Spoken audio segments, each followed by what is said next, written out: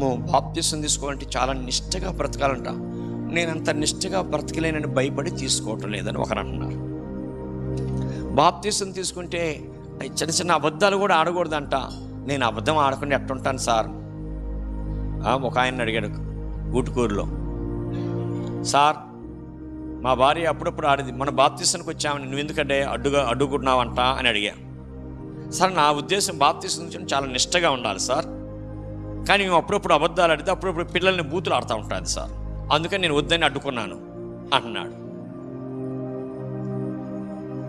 మనుషులముగా తెలియక కొన్నిసార్లు దొర్లుతాం. ఇక అసలు ఆయన ఉద్దేశం అంటే ఎప్పుడు ఆడకుండా ఉంటే తీసుకోవాలి, చిన్న అబద్ధం కూడా ఆడకూడదు, చిన్న తొందరపడి కోపపడకూడదంట. మనము కోపపడకుండా